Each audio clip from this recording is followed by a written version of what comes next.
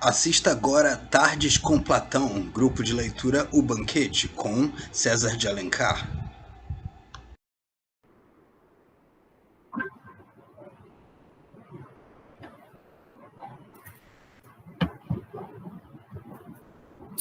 Boa tarde mais uma vez a todo mundo.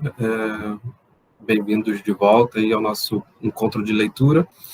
A gente viu no encontro passado o primeiro discurso do Banquete, que, de fato, mostra para a gente a primeira visão, digamos assim, sobre o que é o amor, o que é o Eros, como que se pode entender o Eros, a partir de uma das personagens que estão presentes no Banquete, né, que foi o discurso do Fedro.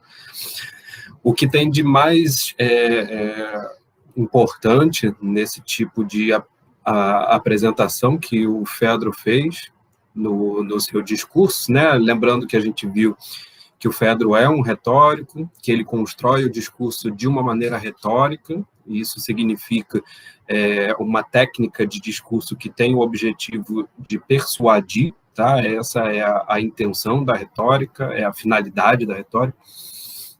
E o interesse dele é persuadir a gente do quê? Né? Da ideia que ele apresenta logo no início, de que o Eros é o mais digno dos deuses, porque não só é o mais velho, como não foi gerado, não tem pais, digamos assim, né? Ele não tem ascendência, ele é um deus que está desde o início dos tempos, e por isso mesmo ele teria, por essa velhice, uma honra, digamos assim, né? um poder, uma possibilidade de interferir na vida humana que traz os maiores benefícios, né? A implicação desse discurso, tal como ele é construído, né, visa articular dentro, ele apresenta primeiro essa tese e, ao final, ele retoma essa tese como se tivesse, de fato, defendido essa tese. Então, a estrutura do discurso retórico é a estrutura de um discurso que procura apresentar uma opinião e tenta encontrar as razões para que os ouvintes desse discurso sejam levados a pensarem da mesma forma. Essa é, em grosso modo, que nós podemos chamar como uma persuasão retórica.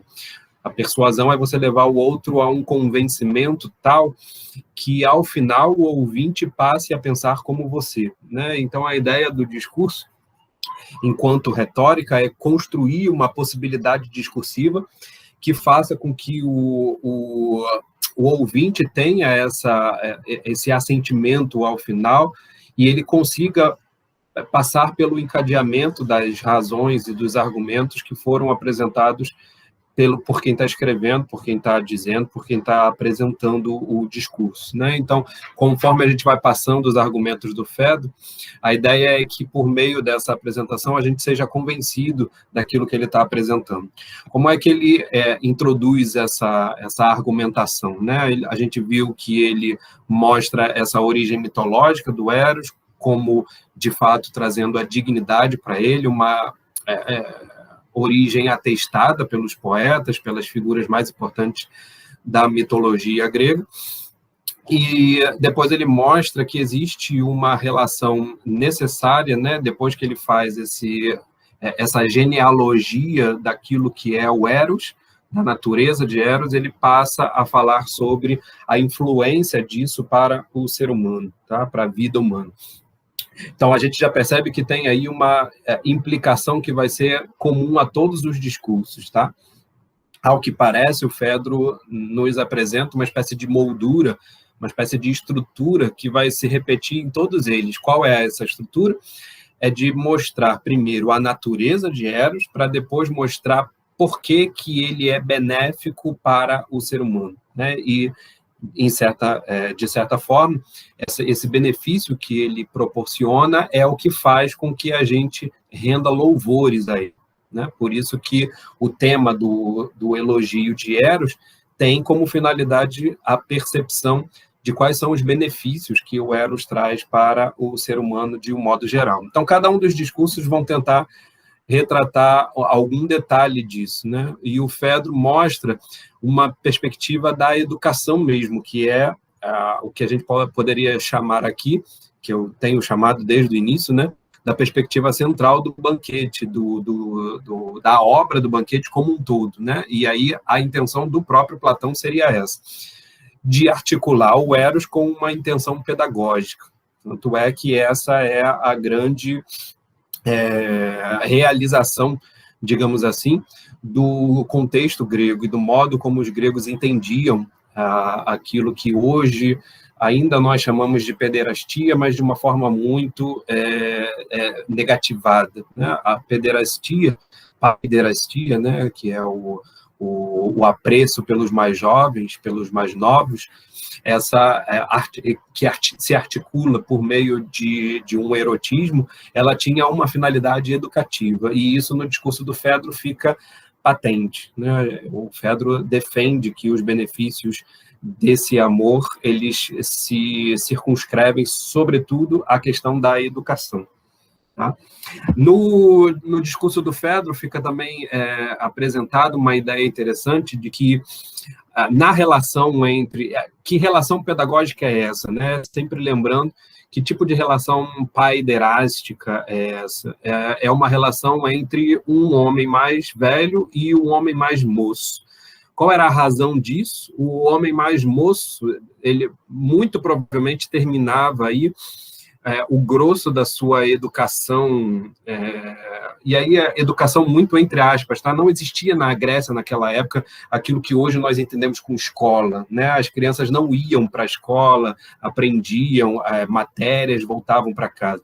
Quem era responsável pela educação ou era a mãe, ou era um escravo, né? Que era letrado, sabia ler, sabia escrever e tinha domínio da literatura grega da época. O que era a literatura grega da época? Basicamente, eram as poesias de Homero. Tá? Você tinha aí a possibilidade também de eles se educarem pelo teatro, que aí ficou também sendo uma outra possibilidade de aprendizado, e também existiam festivais em que algumas figuras que eram intituladas como poeta apresentavam os seus versos, né? E aí, reunindo isso, você tinha aquilo que ficou conhecido como os poetas líricos, tá?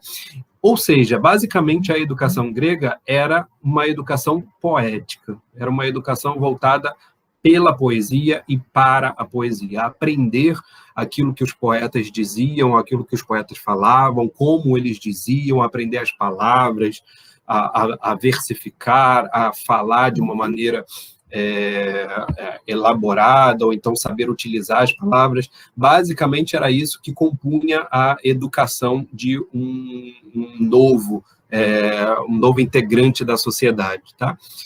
Além disso, você tinha aí a preparação necessária para a guerra. Então, você tinha um tipo de educação que o grego chamava de gymnastike, que basicamente dá o nosso termo ginástica, e que, grosso modo, são exercícios físicos, né, disponíveis aí para a preparação para o âmbito militar, para o exercício, né, da função militar que as cidades gregas, de um modo geral, tinham como uma prerrogativa, né, de todos os cidadãos. Então, veja, educação para um jovem grego basicamente se relacionava com essas ideias, essas duas ideias, de uma educação poética e de exercícios físicos, tá? O que é interessante é que a partir de 12 anos, por aí, né, até quando durava essa educação, a partir de 12, 14 anos, por aí, o jovem já era inserido na sociedade. Como é que ele vai ser inserido na sociedade, né? Porque aí, veja, ele já terminou as educações, né, já tem aí um cabedal importante e interessante sobre a literatura, sobre os mitos, sobre a vida cultural grega de um modo geral, Então, agora ele precisava ser inserido nas instituições da sociedade. E quem inseria o jovem nas instituições da sociedade não era necessariamente o pai, né? Porque, veja, eu falei que a mãe geralmente era responsável por essa educação literária. Mas o pai, em contrapartida, não era o responsável pela educação social, digamos assim, ou política, né? Quem passava a ter essa função, e aí isso era visto de um modo um tanto bem interessante, né? A gente vai ver isso porque vai aparecer no discurso do Pausanias hoje, mas a ideia é que existisse alguém mais velho, que não era necessariamente o pai, e essa pessoa mais velha faria a inserção desse jovem nos meios institucionais, sociais e políticos da sociedade, né? Então, ele ia apresentando a esse jovem como ele deveria se comportar. E veja, essa figura que ia ser responsável por essa educação, digamos assim, deveria ser alguém virtuoso, né? Ou então alguém excelente, alguém bem visto, alguém que tinha uma fama.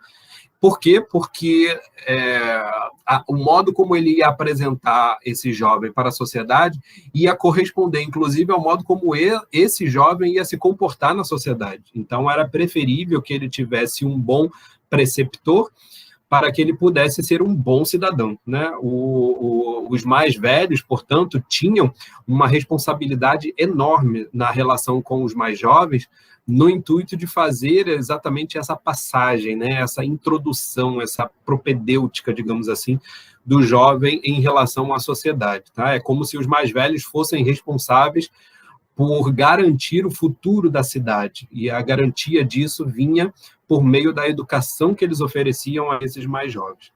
Tá legal? Por isso que a pederastia é muito mais ampla do que a gente tem de entendimento hoje em dia, até porque a nossa visão de educação mudou muito por conta dos estabelecimentos e das instituições dedicadas a isso.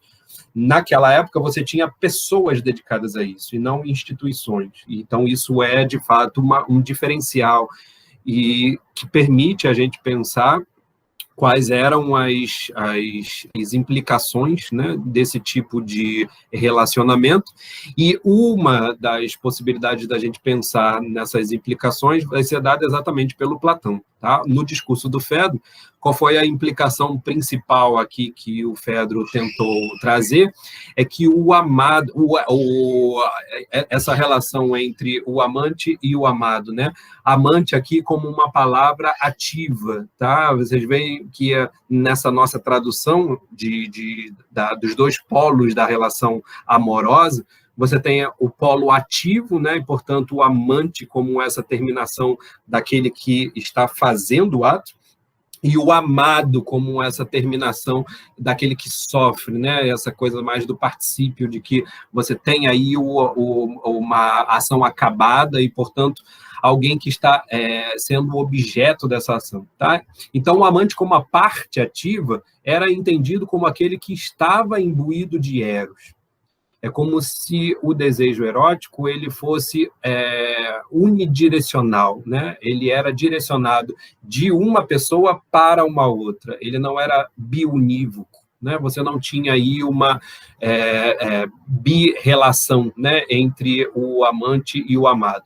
A princípio, o amado ele não possui a inspiração de Eros para nutrir um determinado tipo de sentimento, de desejo. A gente ainda não sabe muito bem definir o que é essa influência de Eros, tá? Mas o que a gente percebe pelo discurso do Fedro é como é que o Fedro indica que o amante é o responsável por essa sequência, né, que vai de um polo ao outro. Tá? É o amante que é, de fato, a origem da relação amorosa, da relação erótica. Tá? E aí o amante, como é o responsável por essa relação erótica, ele é o mais velho, né? E é ele que é o condutor. Portanto, o objeto de desejo erótico vai ser o mais jovem. Tá? Tá meio falhando a minha imagem aí. Vocês estão conseguindo me ouvir bem?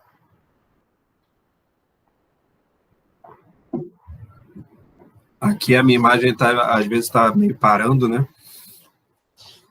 Então, beleza. Então, veja que nessa relação que o Fedro está descrevendo, né, em que você tem aí a figura do amante como sendo o condutor do erotismo, digamos assim, ele é também o condutor da relação pedagógica. Ele é o influenciado pelo Eros e, portanto, ele vai ser o responsável por gerar essas consequências virtuosas através da relação erótica. Qual é a consequência virtuosa principal que o Eros provoca? É que, durante essa relação entre o amante e o amado, o que se provoca entre esses dois é a vergonha pelos atos ruins e o desejo de imitar os atos virtuosos. Tá? Então, basicamente, o grego entendia a educação como seguir exemplo. Tá? Essa é uma ideia também muito interessante em termos de pedagogia, que quando você precisa se educar, você vai fazer igual àqueles que são os melhores. Tá? E essa referência, portanto, do amante, ela é importante exatamente por causa disso, porque como ele que vai introduzir o mais jovem no ambiente social, é importante que ele tenha os melhores atos, né? E que ele evite a vergonha dos atos ruins. Portanto, a consequência da pedagogia erótica é mostrar quais são os atos bons de serem praticados, quais são os atos ruins que devem ser evitados. Tá legal? Aí o Fedro faz aí um elenco de algumas figuras importantes para mostrar isso na mitologia, e a gente destaca aí, sobretudo, a figura de Alceste, que é a primeira que aparece, é uma mulher, né, que se entrega à morte por causa do seu marido, e o último é o Aquiles, que também se entrega à morte por causa da vingança contra o Heitor, por causa também do seu amado, tá? Então, vejam, tem aí, na verdade, não o amado, né, mas o amante. A gente descobriu pelo discurso do Fedro como é que o Aquiles, nessa relação, ele ocupava o lugar do jovem, não do mais velho. O mais velho era o Patroclo, tá? Então, nessa relação, mesmo o Aquiles não sendo aquele que tem o amor em si mesmo, né, mesmo não sendo aquele que está imbuído do Eros, ele foi capaz também de executar as melhores ações. E isso, para o Fedro, era a justificativa de que, por meio da relação erótica, você tinha aí um ganho pedagógico. E isso era demonstrado na mitologia exatamente por causa da figura do Aquiles, né? Ou a partir da figura do Aquiles, como exemplo. Né? O Aquiles seguiu o exemplo do seu amante Patroclo, e, portanto, foi capaz de tomar as melhores atitudes. Tá legal? Essa é basicamente a essência do discurso do Fedro, que a gente leu e viu no encontro passado. Alguém quer comentar alguma coisa? Quem não estava presente conseguiu aí assistir o vídeo?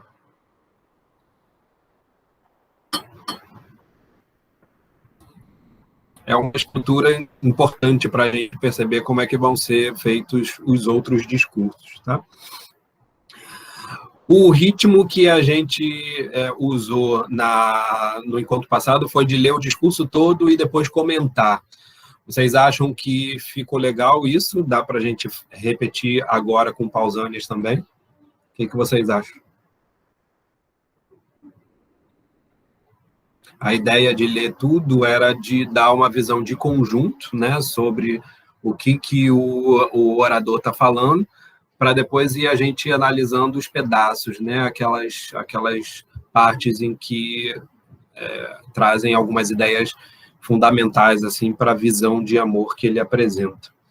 O que vocês acham? A gente lê tudo também, dessa vez?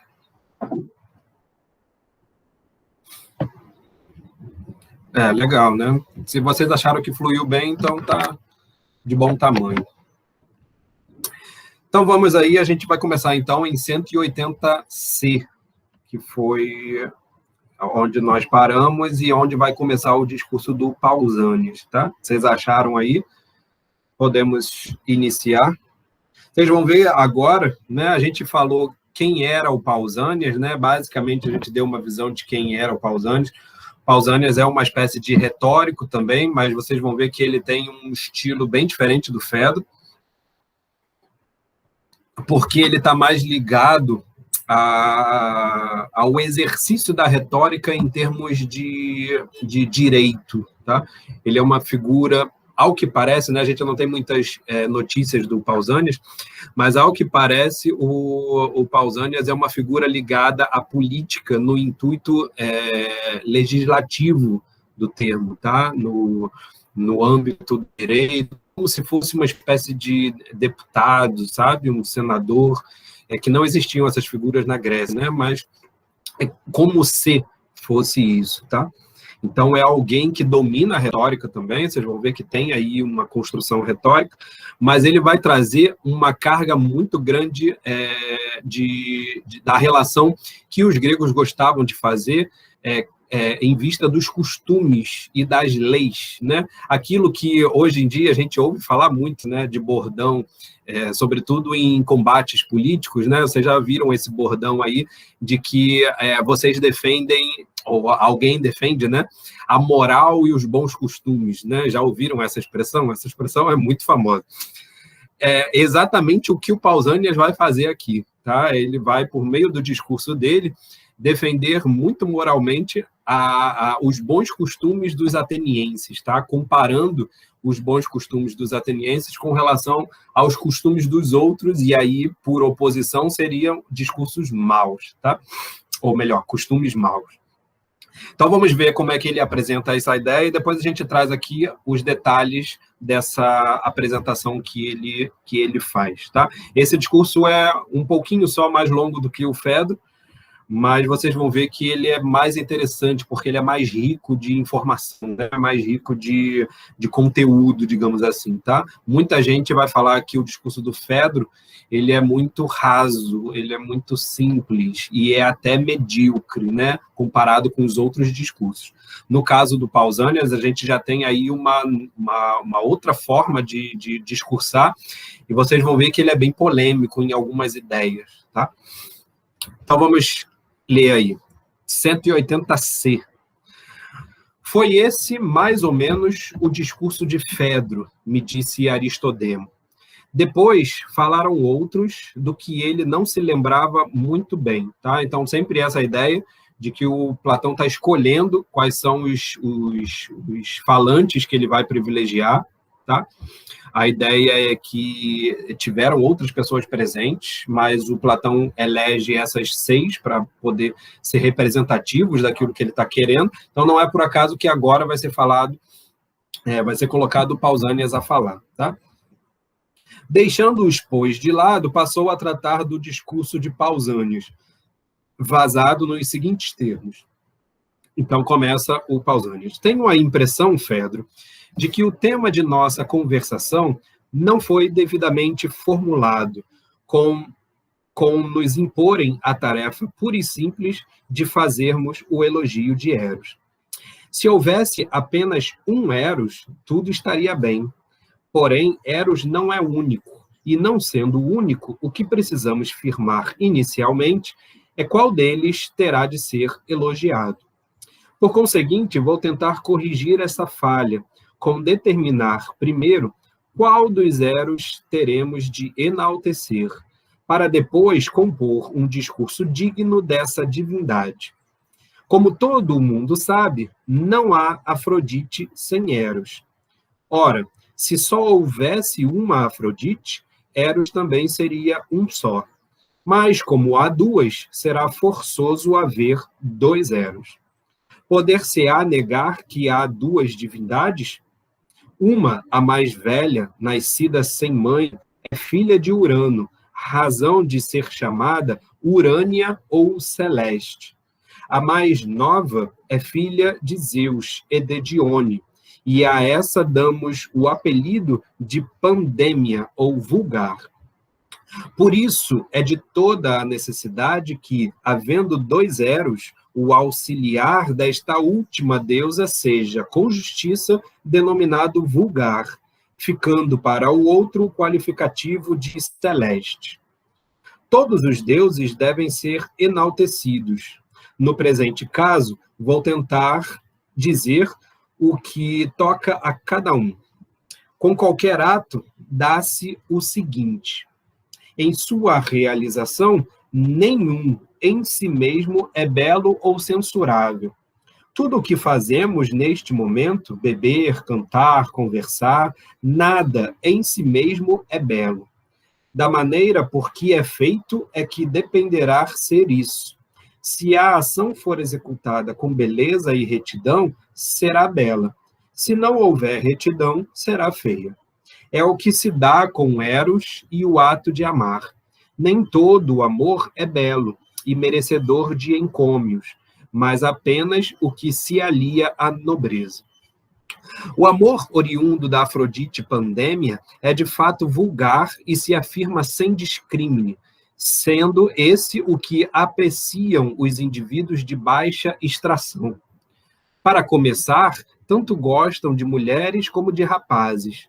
Ao depois, revelam mais amor ao corpo do que à alma, e da maneira mais estulta possível, pois só visam a realização do ato sem pensarem sequer na maneira bela nem feia de consegui-lo.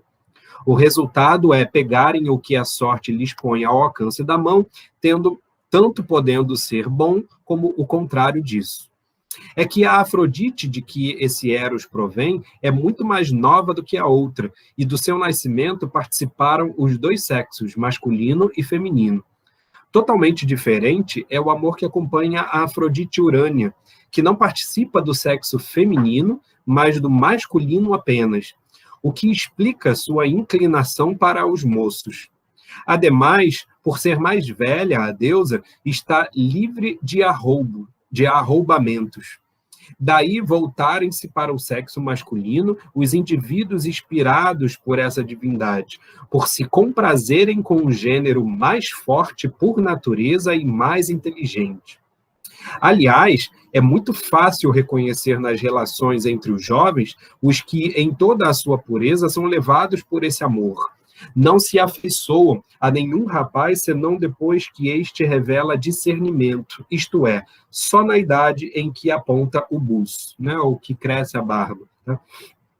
Os que principiam a amar nessa época, segundo penso, cogitam de uma unidade para toda a vida e procuram um companheiro para sempre, em lugar de zombarem da inexperiência deste, muito própria da idade, ou de abandoná-lo mais adiante por outro. Devia haver uma lei que proibisse amar meninos, para evitar tamanho desperdício de esforço na conquista do incerto, pois, com relação às crianças, não se pode prever para onde as levarão suas tendências, ou boas ou más, tanto as do corpo como as da alma. Os homens de bem se submetem voluntariamente a essa lei. Porém, seria preciso sujeitar os amantes vulgares a igual constrangimento, tal como os obrigamos, na medida do possível, a se absterem de relações amorosas com mulheres livres. São eles os promotores do descrédito do amor masculino, a ponto de haver quem declare ser vergonhoso entregar-se a alguém, a um amigo. Os que assim se manifestam só se referem aos amantes pandêmicos, cuja inconveniência e desonestidade todos reconhecem.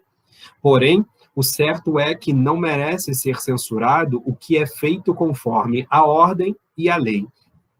Nas demais cidades, são muito fáceis de reconhecer as normas relativas ao amor, por admitirem definição fácil e muito simples, ao passo que as nossas são complicadas, as nossas atenienses, né? Está falando de Atenas. Em Élide, na cidade de Élide, né, de um lado, na Lacedemônia, que é o outro nome para Esparta, tá?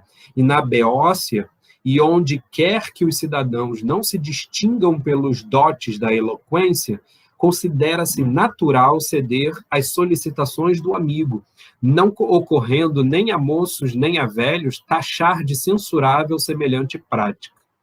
Compreende-se.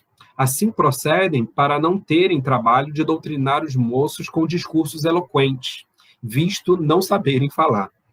Por outro lado, na Jônia e em muitas regiões sujeitas ao jugo dos bárbaros, é considerado imoral esse costume. Sim, porque entre os bárbaros a tirania condena semelhante forma de amor, como também condena o amor ao estudo e o amor à ginástica. Para os governantes, segundo penso, não é vantagem terem os súditos ideias avançadas, nem formarem amizades e associações como somente o amor sabe inspirar. Foi o que os fatos ensinaram aos nossos tiranos. O amor de Aristogiton e a afeição de Harmódio adquiriu força suficiente para destruir-lhes o poderio. São dois casos aí que aconteceram em Atenas, tá? Perto aí do finalzinho do século VI a.C. Desse modo, onde o costume considera vergonhoso ceder às instâncias do amigo, fala apenas o baixo nível das concepções do meio, isto é, ambição por parte dos dominadores e falta de virilidade dos dominados. Por outro lado, essa prática só é louvada de pronto, onde a alma dos legisladores é naturalmente preguiçosa. Entre nós, o costume é mais belo, porém, como disse, um tanto difícil de entender. E agora ele vai explicar como acontece entre os atenienses. Reflita-se, por exemplo, no que se comenta a esse respeito, que é mais belo amar as claras do que as ocultas, e de preferir quem for mais nobre e de maior merecimento, ainda que seja menos formoso do que os outros. Depois, os 1000 modos de encorajamento que toda a gente dá para quem ama, no pressuposto de que não esteja praticando nada indigno e que é considerado louvável ser bem-sucedido na conquista e vergonhoso fracassar. E também a permissão tácita de nossas leis para o amante praticar os atos mais extravagantes e ainda receber elogios, atos esses que, se alguém se atrevesse a realizar na consecução de outro objetivo, incorreria nas mais severas admoestações por parte da filosofia. Pois, se para conseguir dinheiro emprestado ou obter algum cargo ou função, se dispusesse alguém a fazer o que fazem os amantes para seus amados, jurar, pedir constantes súplicas e implorações, deitar-se na frente da porta e prestar serviços que nenhum escravo concordaria em fazer, seria impedido na sua determinação, tanto por amigos como por inimigos. Aqueles increpando-lhes as bajulações e o servilismo, os outros admoestando-o e mostrando-se envergonhados com tal procedimento. No entanto, o amante faz tudo isso com certa graça, o que lhe é permitido pela liberalidade de nossos costumes, sem incidir na menor censura de ninguém, como se tratasse de um ato louvabilíssimo. E o mais de admirar é que, no dizer do povo, somente o amante obtém perdão dos deuses, em caso de perjuro. Não há juras de amor, dizem. Desse modo, tanto os deuses como os homens concedem plena liberdade a quem ama, o que nossas leis confirmam. De tudo isso, é lícito concluir ser considerado em nossa comunidade extremamente belo amar e ser condescendente com a pessoa amada. Mas, por outro lado, os pais põem os filhos sob a vigilância de preceptores. Tá? Esses são os paidagogos. Tá? O termo em grego aí é o paidagogo mesmo, tá? O que dá o nosso pedagogo, que eram aqueles escravos responsáveis pela condução dos garotos. Tá? Para impedi-los de conversar com os amados. E isso mesmo recomendam a seus prepostos, observando-se outrossim que seus coetâneos e companheiros o repreendem sempre que o apanham em alguma prática desse tipo, sem que as pessoas mais idosas se rebelem contra tais censores, nem lhes estranhem a linguagem, por injusta e descabida. Considerando-se esses fatos, poderia alguém concluir, por maneira diferente, que entre nós o amor dos jovens é tido como desonroso. Percebe que ele está apontando aí uma contradição, né? Uma hora a gente louva o amor entre o mais velho e o mais jovem, por outro lado, os pais evitam que os mais jovens estejam na companhia dos mais velhos, né? Então tem uma contradição aí. Mas, a meu ver, passa-se o seguinte: conforme disse no começo, não há o que seja belo em si mesmo, Será belo se realizado com beleza, ou feio na hipótese contrária. É desonroso entregar-se por maneira baixa a alguém indigno, como é belo ceder decentemente a instâncias do amigo de merecimento. Ruim é justamente aquele amante vulgar ou pandêmio, que dedica mais amor ao corpo do que à alma. Não é constante, por não ser constante, o objeto de sua predileção. No momento em que perde o viço, o corpo do amado, ele bate as asas e some, traindo, assim, seus discursos e todas as promessas anteriores. Só conserva a amizade a vida inteira quem ama o caráter nobre, por ser constante em sua afeição e ligar-se ao que é constante. São esses que o costume de nossa terra manda submeter a provas rigorosas, para favorecer uns e fugir de outros. Por isso mesmo, estimula o amante a persistir em as suas investidas e o amado a fugir dele, numa verdadeira competição para decidir a qual dos gêneros um e outro pertence. Eis a razão de ser considerado vergonhoso ceder muito depressa. Nesse particular, certa demora é recomendável, por ser o tempo, nisto como em tudo, a melhor pedra de toque. Ademais, é tido com baixeza ceder ao prestígio do dinheiro ou do poder, ou seja lá pelo receio de perseguição, sem possibilidade por parte do amado de resistir, ou por poder sentir-se bem no meio da riqueza e do mando e carecer de forças para desprezá-los. Nada disso parece firme nem estável, sem contarmos não ser esse o terreno onde nascem as nobres amizades. Só há um caminho, de acordo com os nossos costumes, para o amado entregar-se honrosamente ao amigo. Assim como entre nós é permitido ao amigo fazer seja o que for para seu amado, numa escravidão voluntária, sem com isso rebaixar-se nem ser tido na conta de bajulador. Assim também só resta para o amado uma servidão voluntária e isenta do label desonroso, a que conduz à virtude. Vige entre nós o princípio de que, se alguém se põe a serviço de outrem, por acreditar que poderá vir a aperfeiçoar-se por seu intermédio, ou seja, no que respeita ao conhecimento ou noutra parte da virtude, essa escravidão voluntária não implica desonra nem humilhação. O que precisamos fazer é fundir esses dois princípios num só: o do amor aos jovens e o da prática da filosofia e das demais virtudes, se quisermos que seja moralmente belo ceder o amado às instâncias do amigo. Sempre que o amigo e o amado coincidem nos respectivos pontos de vista, aquele com o propósito de servir o amado em tudo que for justo, este outro, de sua parte, resolvido a conceder a quem o deixa sábio e bom tudo o que for compatível com a justiça, por estar de fato dentro das possibilidades do primeiro, comunicar ao outro virtude e sabedoria, e desejar o segundo aprimorar sua educação e progredir nos diferentes ramos do saber, quando esses dois princípios se fundem num único, então, e só então, é belo entregar-se o amado ao amigo. Em outras circunstâncias, não. Em tais condições, não fica feio para ninguém enganar-se. Nos outros casos, isso sempre é vergonhoso, tenha ou não tenha havido desilusão.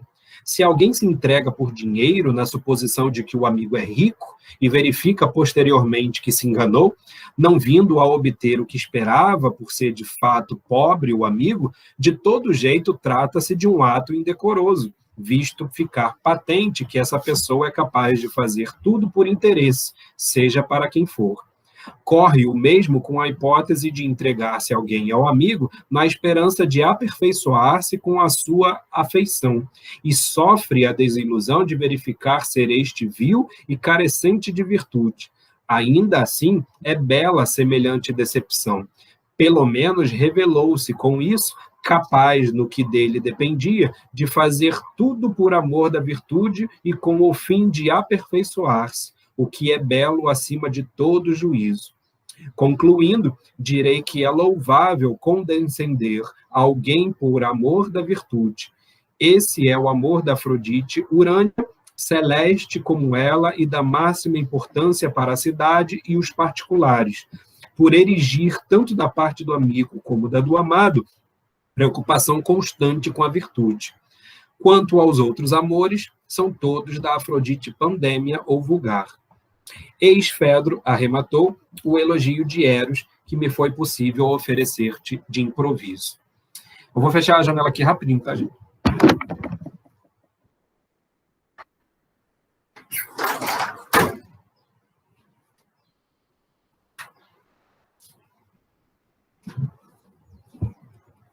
Tá vindo um sol aqui bem na minha cara.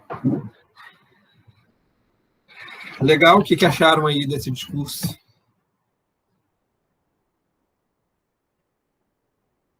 Nosso amigo Pausanias.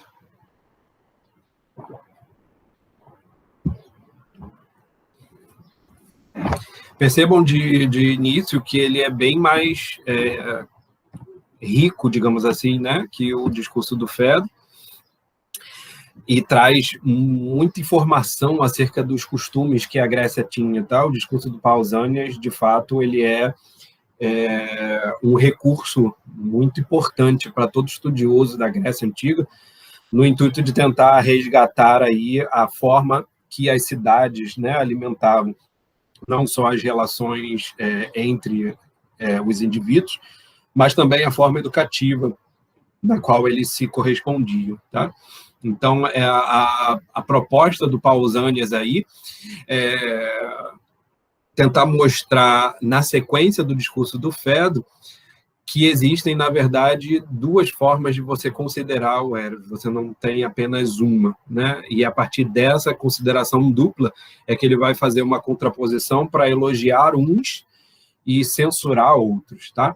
Isso é um tipo de recurso muito interessante, tá? O Pausanias também é um retórico, como eu já havia falado, ele vem na sequência do Fedro, que é um aprendiz de retórico, então você tem aí, iniciando os discursos, duas figuras representantes da retórica, uma retórica escolar, que é o Fedro, a outra retórica legislativa, né, cultural, digamos assim, mais abrangente, que é o caso do Pausanias. Muita gente vai ver aqui nesse discurso uma espécie de reconstituição meio paródica, né, daquilo que o Isócrates fazia na escola dele. O Isócrates era um dos grandes rivais do Platão na época de Atenas, tá? Existiam duas grandes escolas, assim, né? Existiam várias escolas de formação na Atenas do século IV, tá?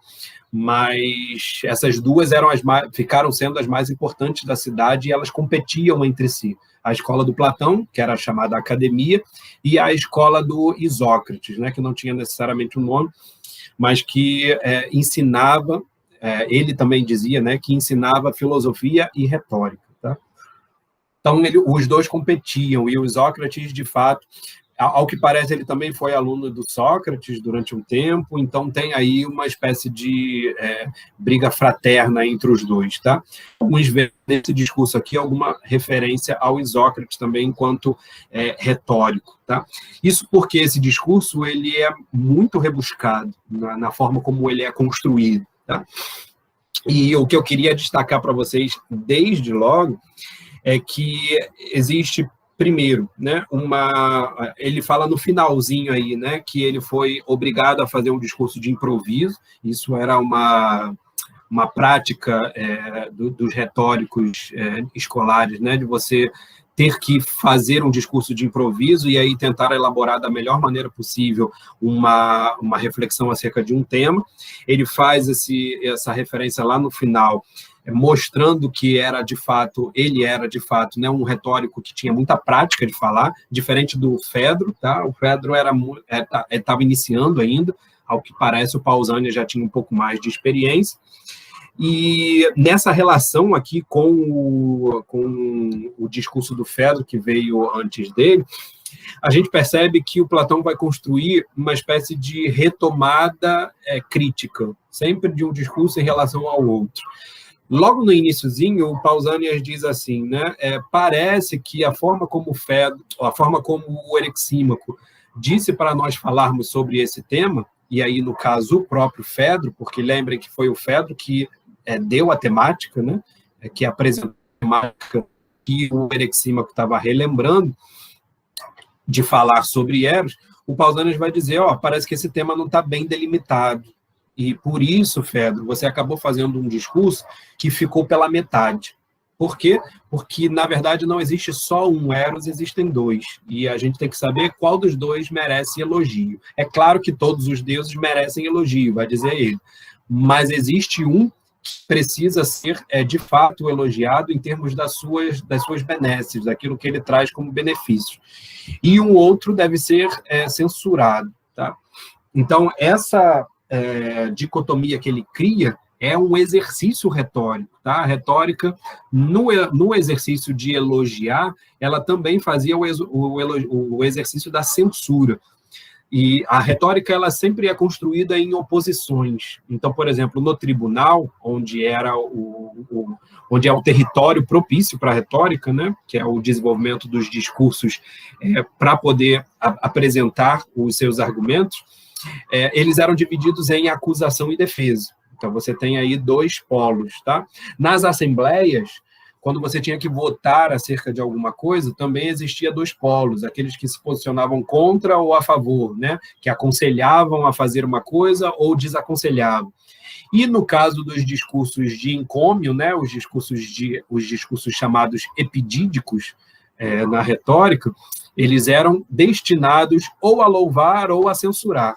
Então, eles eram discursos propriamente educativos, na essência, tá? E o que o Pausanias faz é mostrar que existem, na verdade, dois Eros, e esses dois Eros estão alocados exatamente nos dois tipos de discurso que são possíveis de se fazer. Um pode ser elogiado e um deve ser censurado. Né? Então, existe uma oposição aí. Tá? Essa oposição é importantíssima para a gente entender o próximo discurso, que é o discurso do Erexímaco, tá? Mas ela só é colocada agora. Então, veja, o primeiro acréscimo que o Pausanias faz aí é de desmembrar o Eros, mostrar que ele, na verdade, não é um só, mas são dois. E aí você pensa assim, como assim existem dois deuses com o mesmo nome, né? E ele faz o resgate da própria Afrodite. A Afrodite também é uma deusa que aparece duas vezes na mitologia e com duas origens, tá? Uma da origem da primeira Afrodite é a Afrodite que nasceu de Uranus, e por isso ela é chamada de Afrodite Urânia, né? Ou celestial, que Uranus é o deus do céu. Tá? Os primeiros deuses, né? Uranus e Reia é a terra, então Uranus e Reia faziam essa dicotomia entre céu e terra. Tá? Então, a Afrodite que nasce o mito conta, né, que Uranus pressionava a Reia, não deixando que Reia desse origem aos seus filhos.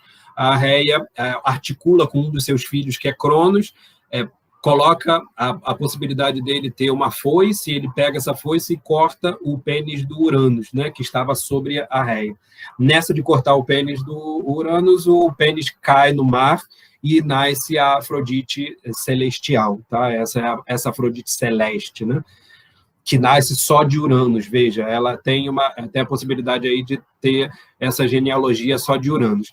Embora você possa pensar que quando ela cai no mar, ela também tem uma parte aí da terra, né? Que é exatamente a água do mar, né? Mas o Pausanias está aqui, talvez com segundas intenções, né? Mostrando para a gente que essa primeira Afrodite, por ser mais velha e por ter uma ascendência apenas de Uranus, sem mãe, ela teria esse caráter mais valoroso. Tá? E por isso o Eros que acompanha essa Afrodite, ele é também mais valoroso. Então, veja, o argumento do Pausanias é mostrar que não existe Afrodite sem Eros. Se eu tenho duas Afrodites, então logo eu tenho dois Eros. Tá legal? É mais ou menos esse argumento, porque ele vai abandonar a Afrodite agora, não interessa para ele falar da mitologia de Afrodite, mas interessa falar de Eros. E aí ele pega essa dicotomia e traz para o âmbito de Eros para mostrar que existe um Eros celestial e um Eros vulgar, né? Ou pandêmico. Tá? Pandêmio, né? O termo pandemia, né? A gente vai lembrando, né? A gente acaba nesse contexto só pensando nisso, né? E quando você lê aí, né, o apelido da Afrodite vulgar como sendo pandemia, né? Essa de todo o povo, né? Pandemos é essa ideia, tá? Pandemos na totalidade do povo, né? De todo o povo. É como se fosse uma genie, né? De todo mundo, tá? Então, essa ideia da Afrodite pandêmia, tá? Ou vulgar, vai colaborar para o Eros vulgar e Eros pandêmio também. Tá legal? Então, feita essa primeira dicotomia, ele vai introduzir uma segunda ideia muito importante, tá? Que é a seguinte: quando se faz alguma coisa, esse ato em si mesmo ele não é belo e nem feio. Ele se torna belo e feio à medida que ele é feito com beleza e ele se torna repulsivo ou feio, né? Quando ele é feito com feiura ou de maneira ruim, tá? Aqui os termos indicam muito para a gente uma coisa relacionada com a moral e os bons costumes, tá? Por isso que eu brinquei com isso no início, porque a ideia do Pausanias é mostrar que os atos em si mesmo, né, vamos dizer, pega um ato grosseiro, do tipo matar alguém.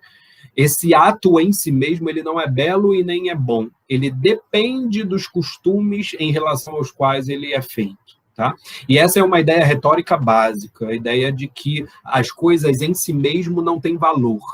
Quem dá valor são os discursos, portanto, a forma costumeira de se pensar acerca de uma determinada coisa. Perdão. Tá legal? Então, essa é uma segunda ideia muito importante que aparece no discurso do Pausanias aí, que vai ser importantíssimo para o discurso filosófico do Sócrates depois. Conforme eu for falando, se vocês ficarem com alguma questão, tá, vocês podem ir perguntando, que aí a gente vai tentando solucionar alguma coisa. No fim das contas, me parece... Ai, perdi aqui. Que tudo se dá por interesse, tanto em relação ao Eros tido como valoroso, quanto do outro. Em certa medida, sim, porque o interesse do Eros celestial, digamos assim, né, não é isento de interesse, né? Talvez seja essa a ideia que o Giovanni está querendo trazer. Nada é sem ausência de interesse. A grande questão é que o interesse do Eros celestial ele é mais valoroso do que o interesse do Eros pandêmico, do interesse do Eros vulgar. Tá? E essa dicotomia que importa para o retórico, como o Pausanias está querendo mostrar, na teoria dos costumes, na teoria da legislação, de um modo mais político de se entender as relações sociais, o que interessa é o modo como nós vamos organizar essas relações. E para organizá-las é preciso dizer o que é louvável e o que é censurável, o que deve ser feito e o que não deve ser feito. Esse é o pensamento legal por excelência, tá? Legal no sentido de direito. Tá? Então, vejam que, em consequência a essa ideia, né, de mostrar que existem dois tipos de Eros, ele traz uma ideia de que... Então, veja como é que ele situa esses dois Eros. Né? O Eros celestial é aquele que tem interesses com relação à alma, e o interesse do Eros vulgar é o que tem interesses em relação ao corpo. Mas ele coloca uma segunda questão.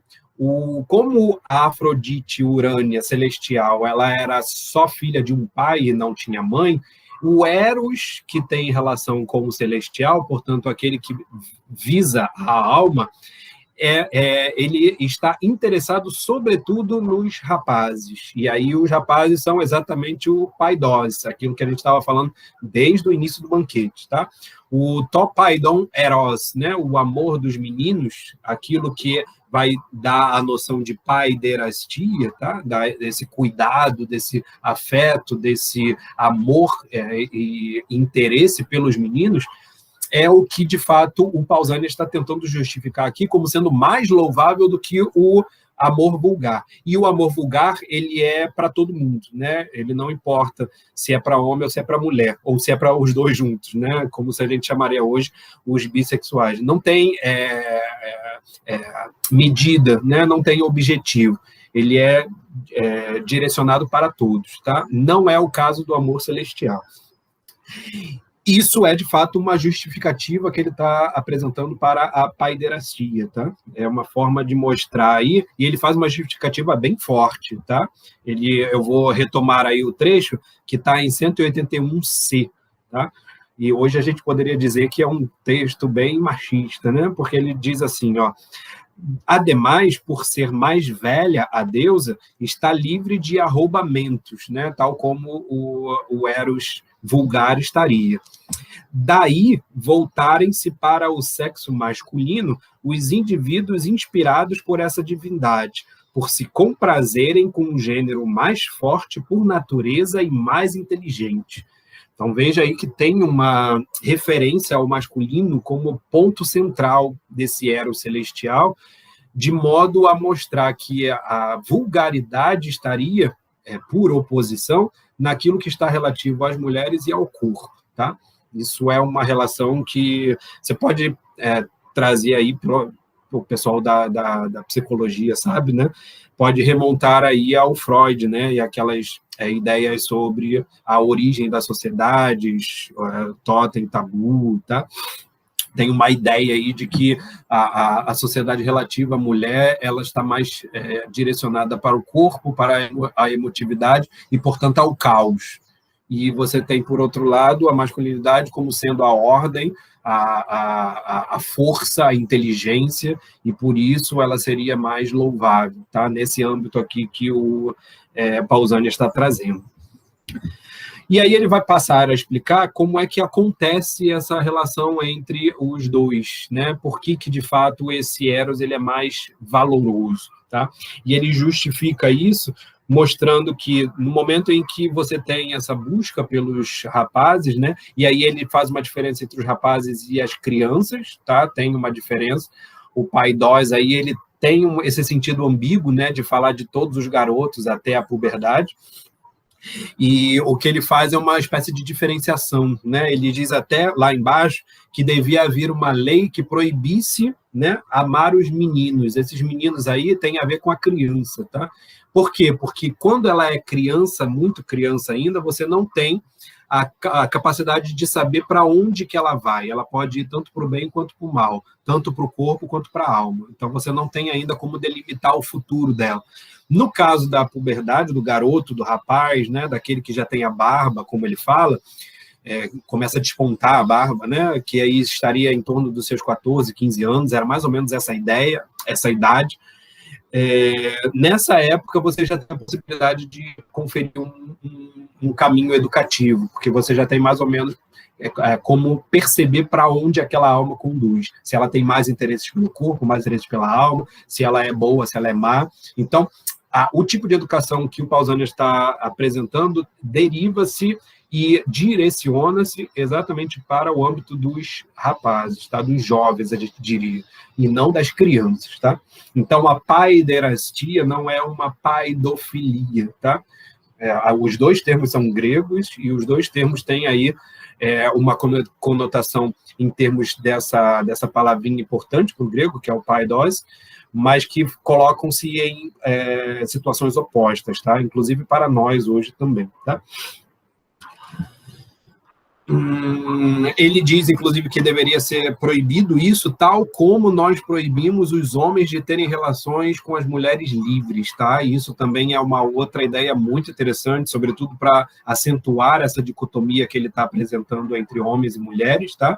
Mostrando que existiam as mulheres livres, que eu já tinha falado, né? Que eram as hetairas, as mulheres que não tinham casamento, mas também eram super bem vistas socialmente, porque eram como se fossem aquelas acompanhantes de luxo, né, em que os homens faziam de tudo para poder serem acompanhados por elas, eram altamente cultas, né, altamente estudadas, e, portanto, podiam participar dessas discussões com os homens de uma maneira muito em pé de igualdade. Então, ao que parece, o Pausanias diz assim, haveria uma lei, né, que proibisse os homens de fazerem parte do convívio com essas mulheres no sentido sexual do termo. Tá? É claro que isso era costume, mas é como se fosse uma coisa às ocultas, tanto é que ele vai voltar a esse tema depois, tá? Das coisas que são feitas às claras e das coisas que são feitas às escuras. Tranquilo até aí? E aí ele passa, então, a fazer uma contraposição entre os costumes de Atenas e os costumes das outras cidades. E aí apresentam-se 3 comportamentos eróticos pedagógicos. Tá? Os primeiros comportamentos são aqueles que são encontrados na cidade de Élide, na cidade de Esparta, na cidade de Beócia, e em várias outras cidades em que não se tem o dote da eloquência. Tá? Isso é bem interessante, por quê?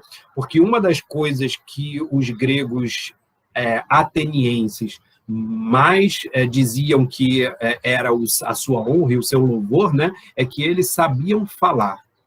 E saber falar é exatamente ter esse tipo de prática retórica que permite que você tenha uma boa estrutura do seu discurso a ponto de você conseguir fazer uma boa comunicação. E nessa boa comunicação, provocar no seu ouvinte um assentimento, uma concordância que vai gerar ações que vão ser de acordo com aquilo que você pensa. Tá? Então, essa é a ideia que está aqui por detrás de toda a cultura ateniense, que é uma cultura democrática em última análise. Então, isso é importante para a gente entender qual é a contraposição que o Pausanias está fazendo de Atenas com as outras cidades. E aí ele está dizendo, Esparta, a cidade de Élide, a cidade da Beócia e todas as outras que não valorizam o discurso, essas cidades elas têm um tipo de consideração com relação ao amor. Qual é esse tipo de consideração? É que eles não veem como censurável o relacionamento erótico entre os velhos e os mais jovens. Tá? Esse é o primeiro tipo de consideração. Então, pensando sempre na relação amante-amado, tá? O Erastés e o Herômenos, são sempre essas duas figuras, e o Pausanias vai dizer, nessas sociedades que não valorizam o discurso, essa relação erótica entre os dois é bem vista, tá? Ela não é mal vista. Ela é, inclusive, estimulada. E aí ele diz por que ela é estimulada.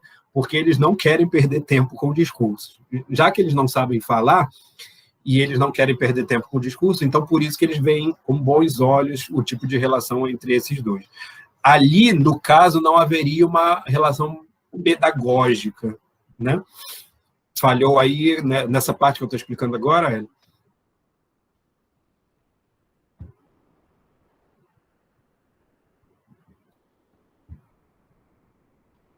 Sempre tem essa coisa da internet, né? De falhar para uns, não falhar para outros. Mas veja, o que aparece aqui nessa primeira ideia é que existe uma relação entre o primeiro contexto social, político, digamos assim, em que você tem aqueles que não gostam de discurso, e nesse contexto a relação entre o mais velho e o mais moço ela é bem vista. Tá? Por quê? Porque eles não querem perder tempo com discursos. E aí, portanto, eles não têm muito interesse na pedagogia da coisa. Tá? Essa é uma primeira ideia. A segunda ideia é no contexto cultural dos bárbaros. O contexto cultural dos bárbaros, eles condenam essas relações. Tá? E aí eles condenam essas relações, sobretudo por quê? Porque eles são afeitos à tirania. Esses contextos bárbaros, eles têm um apreço muito grande pelo tipo de governo chamado de tirania, em que tem a posse do governo, a posse do poder, né, as rédeas da cidade na mão, e manda em tudo. Né? Então, para os atenienses, os governos bárbaros eram, sobretudo, tirânicos. Tá? E aí ele diz, eles não veem com bons olhos essas relações entre os velhos e os jovens, porque eles não gostam das fraternidades. Quando você tem aí grupos de pessoas se reunindo, grupos de pessoas fazendo parte de uma mesma ideia, né, isso é um risco para o poder tirânico.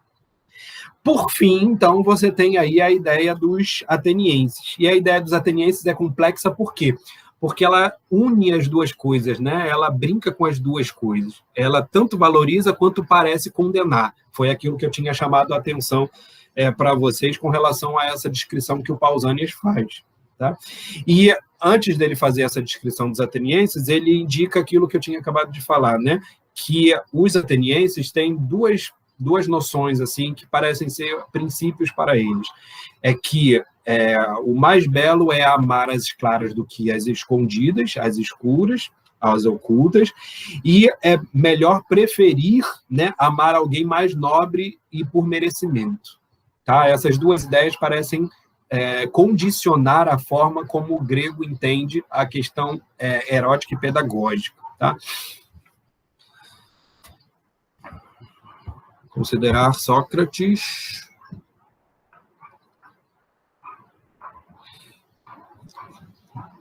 Usando essa distinção entre os eros feita no discurso, poderíamos considerar Sócrates bissexual, ou eles todos podem ser vistos desta forma. Em última análise, sim, tá? Todos eles poderiam ser vistos, não todos, né? Pelo menos aqueles que se dedicavam a essa prática. Boa parte deles tinham a mulher em casa, né? A família, e tinha os seus interesses paiderásticos, digamos assim, né? Então, o próprio Sócrates é um caso, né? Como o Giovanni está colocando aí. O Sócrates tinha a mulher e tinha os relacionamentos com os jovens, né? Então, de certa forma, você poderia colocar nesse âmbito, tá? Só que aí você tem que fazer a diferença para saber se é no âmbito do eros vulgar ou no âmbito do eros pandêmico, tá? Ou no âmbito do eros vulgar ou no âmbito do eros celestial. Por quê? Porque o Pausanias vai abrir uma brecha agora que ele está falando sobre o eros celestial, em mostrar que tudo aquilo que é feito em vista da virtude é algo bom. Tá? É nesse ponto que eu quero chegar, e aí você vai ver que, em certa medida, pode não interessar necessariamente se você está amando um homem ou uma mulher. O que importa é se você está fazendo isso em vista da virtude. Tá? Então, essa talvez seja uma ideia que corroborasse aí uma bissexualidade virtuosa, digamos assim, né? Tá legal? Mas essas duas ideias são bem interessantes, tá? Que o Pausanias identifica como sendo culturais na Atenas, de que se valoriza aquilo que é feito às claras e não às ocultas, e de que se valoriza aquilo que se ama enquanto objeto de amado como sendo valoroso, tá? Honroso. E é por isso que ele diz o seguinte, né? Quando você tem o ato em si de amar alguém, a relação entre o amante e o amado, esse ato em si, ele só vai ser belo se você faz isso em vista da virtude, em vista da excelência, em vista, portanto, de um interesse pedagógico, de um interesse educativo. Tá? É esse interesse que confere a beleza dos atos e, portanto, a ética dos atos, tá? Porque beleza aqui, o que o Pausanias, em última análise, está falando de belo é em tom de bom, né? Lembra que eu já tinha falado sobre isso, a relação entre o belo e o bom que os gregos fazem. Em última análise, é falar dos atos éticos, tá? E o que é um ato ético? É você fazer sempre algo em vista da virtude, tá? Acontece que, para o Pausanias, a virtude são os bons costumes, é a moral e os bons costumes. Tá? Essa vai ser, talvez, a diferença básica entre o Pausanias e o discurso do Sócrates, porque o Sócrates não vai se filiar exatamente à moral e os bons costumes de uma sociedade apenas, mas da humanidade. Então, aquilo que é bom para todos os homens. Tá? Homens no sentido de ser humano. Tá legal? Então, é por isso que ele diz, né, que nessas relações entre o amado e o amante, privilegia-se a demora do amado em ceder, né? Ele mostra, né, que o eros celeste ele é valoroso, por quê? Porque ele visa a alma, e visa ao masculino, que é o mais inteligente, o mais forte. Nessa divisão ao masculino, ele está visando o caráter pedagógico em relação a esses jovens. Ao visar esse caráter pedagógico, ele se direciona para aquilo que os jovens devem fazer enquanto os atos mais valorosos, né? E nisso, essa relação ela vai ser cada vez melhor quando ela for mais duradoura, exatamente porque ela está se direcionando para aquilo que é mais duradouro, que é o processo educativo, o processo de tornar a alma melhor, digamos assim. tá? Então, essa demora é muito bem vista. A demora, qual é a noção da demora aqui, né? É de você ceder no combate erótico, tá? O grego via tudo como combate, eu já tinha falado isso para vocês, né? Sempre tem esse caráter agonístico entre dois polos. Então, quando você tem o amante e o amado, existe também uma espécie de antagonismo. O amante vai atrás, o amado está fugindo, né? Faz aquele jogo, né?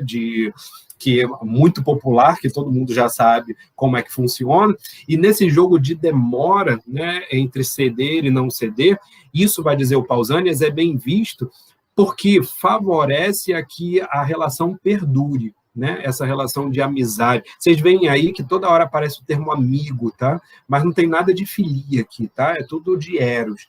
O termo aí é exatamente para mostrar que existe uma fraternidade, vamos dizer assim, construída por meio de uma relação erótico-pedagógica, tá? E é por isso que ele diz, né, que mesmo numa situação dessa, o engano, as loucuras que são feitas por amor nessa situação, elas são muito bem vistas no contexto ateniense, tá? Você pode fazer as maiores loucuras, e em vários outros contextos isso seria visto como ruim, né? Ou visto como vergonhoso. Mas se ele é feito em vista do amor, ele os atenienses passam pano, né? Digamos assim, tá? Então, eles veriam com bons olhos as atitudes feitas em relação ao amor. Mas, veja, tem uma coisa aí que é interessante, que ele diz que tudo é justificado em termos de virtude, até mesmo se o jovem acaba sendo enganado. Então, veja, ele está se relacionando com o mais velho, esse mais velho se mostra ruim, em última análise, tá? Ele está se relacionando com ele e acaba que ele percebe que esse mais velho não está apresentando as melhores coisas para ele, não, está apresentando as coisas ruins. Esse amado pode sair da relação frustrado, mas essa frustração é boa. É diferente, por exemplo, da frustração daquele que foi em vista de um amante rico, né? Imaginando que ia ganhar um dinheirinho de tabela, e acaba percebendo que o amante é pobre, né? Tem várias situações dessa também. Nessa frustração, vai dizer o Pausanias, essa frustração é ruim. Por quê? Porque o que movia o amado era um interesse material, e esse não podia perdurar, né? Mas o interesse educativo daquele outro, mesmo aquele que foi enganado pelo mais velho, quando esse mais velho se mostrou ruim, errôneo, vergonhoso, mesmo assim, esse engano ele foi bom. Por quê? Porque esse amado estava sendo movido em busca da pedagogia, em busca da educação, em busca da sua própria alma. Então, isso era bom, tá? Então, nessa estrutura, tal como o Pausanias apresenta o seu discurso do amor, fica muito claro para a gente a dicotomia entre essas duas forças eróticas, tá? E como é que ele privilegia uma delas em vista, sobretudo, daquilo que o Fedro já tinha dito, que era o caráter pedagógico da relação erótica. Nessa relação pedagógica, ele acrescenta alguns detalhes, como o detalhe, por exemplo, da temporalidade, de fazer-se difícil, né, nessa relação, em vista de fazer a relação durar, e uma espécie de contraposição do tipo de costume que os atenienses tinham em face das outras cidades gregas, mostrando que o costume grego, embora seja mais complexo, ele não só é, por ser complexo, mais rico, mas também mais valoroso, exatamente porque colabora para esse tipo de eros, que seria o eros celestial, e não o vulgar e pandêmico. Tá legal, gente? Deu para pegar? Ficou alguma dúvida aí com relação a esse discurso?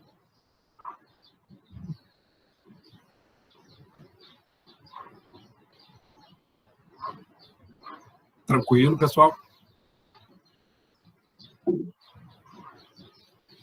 Foi? Então, a gente lê no encontro que vem o próximo discurso, e aí o próximo discurso tem uma surpresa, né, para a gente saber quem é que vai discursar. Mas antes da gente terminar, eu queria ler esse finalzinho aí que o Pausanias apresenta do discurso dele, em termos de conclusão, né? Quando ele diz assim: concluindo, direi que é louvável condescender alguém por amor da virtude. E esse é o amor da Afrodite Urânia, celeste como ela, e da máxima importância para a cidade. Os particulares, por exigir tanto da parte do amigo, no caso o amante, né, como da parte do amado, preocupação constante com a virtude. Tá? Então, me parece ser o ponto central do discurso do Pausanias esse, de mostrar que tudo é louvável se for feito em vista da virtude. Tá? Isso parece ser um ponto ético, político muito importante para a gente entender não só os costumes atenienses, mas também como a filosofia vai refletir sobre essa conclusão, né? Como é que a filosofia vai retomar aí essa indicação retórica do Pausanias de que não importa o ato em si mesmo, importa o valor que ele tem em vista daquilo que se faz, em vista da finalidade, né? Quase como se os fins justificassem os meios, né? Então, não importa os meios, em última análise, desde que a finalidade seja a virtude. É mais ou menos essa a ideia que o Pausanias está trazendo. E por isso ele apresenta sempre, às vezes, né, dizendo, fazendo assim a gente não vai ser censurado pela filosofia, fazendo assim a filosofia vai estar a nosso favor. Se a gente conseguir unir essas duas ideias, né, o amor pelo mais novo e a educação dessa alma dele, né, em vista da virtude, se a gente conseguir unir essas duas coisas, a gente vai estar unindo o erotismo e a pedagogia, a prática pedagógica e a filosofia em uma mesma prática. Tá? Então, essa é a grande contribuição do discurso do Pausanias, é mostrar que nesse erotismo existe uma unidade, tal como os atenienses faziam. Tá? E essa unidade é exatamente conjugar o ato sexual erótico com o ato pedagógico, mostrando que as duas coisas vinculadas e favorecendo a virtude, elas são louváveis e não censuráveis. Tá? Deixa eu ver aí só a questão do Giovanni. Isso pode ser visto como uma forma de ritual que só acontecia em momentos específicos? Em parte, sim, tá? Lembra que ele falou que alguma coisa era vista clara e outras as escondidas, né? Uma das coisas que eram mal vistas pela sociedade, pela cultura grega, de um modo geral, era que essa relação entre o mais velho e o mais jovem acabasse no ato em si mesmo, tá? Isso o próprio Pausanias acaba falando aqui no discurso também, né? Então, o grande problema do ateniense, como ele pensava isso complexamente, é porque ele parece louvar e censurar ao mesmo tempo a mesma prática, né?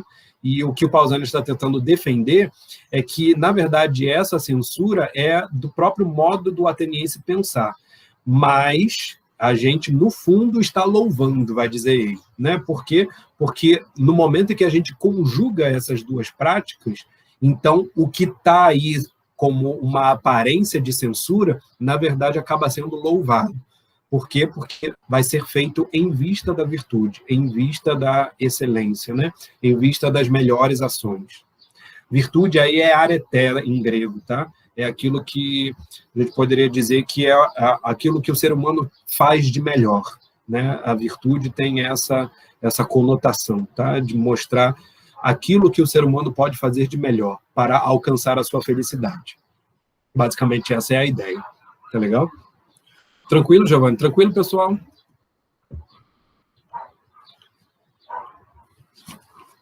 Encerramos por aqui, então. Então, semana que vem a gente continua com o próximo discurso. Boa tarde a todos e até a próxima.